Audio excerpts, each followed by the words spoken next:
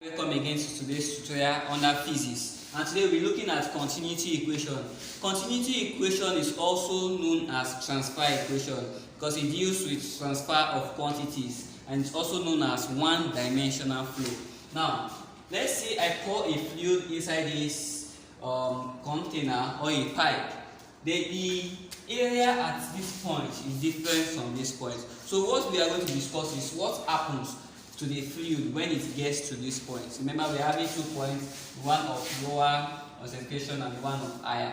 Now, continuity equation is denoted by Q, and it's equals to the volume of the liquid that I pour inside this pipe over time.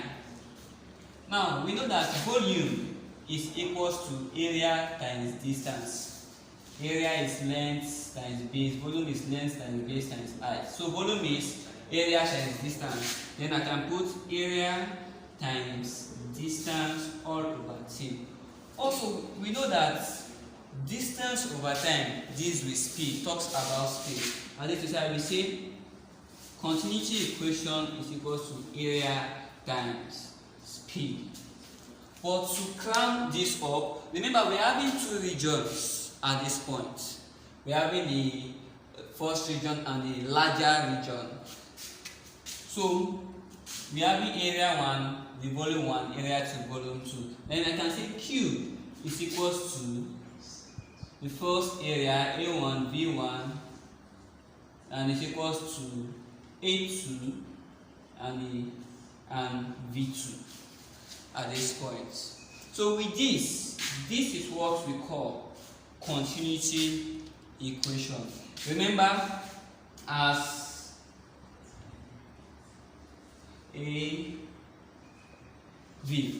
as the area increases, what will happen to the flow, or what will happen to the continuity?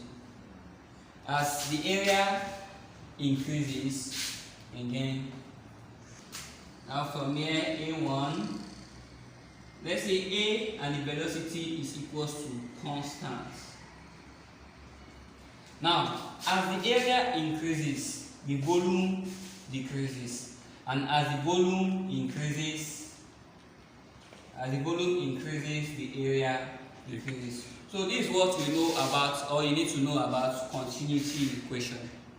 The question we say, suppose the water is flowing through a pipe of diameter 3 meters with a flow velocity of 2 meters per second. If the pipe is widening to a diameter of 5 meters, what is the new flow rate? And we should remember that flow rate is A1, V1 is equals to A2, V2. Now we are given our first area is 3 meters, but we are giving as diameter. So remember, area dealing with this is the area of the circle, which is pi r squared. But we are given diameter here. And remember, radius is equals to diameter over 2. Then we divide 3 over 2. Then our radius will be 1.5. So the first area, A1, will be equals to pi 1.5 squared.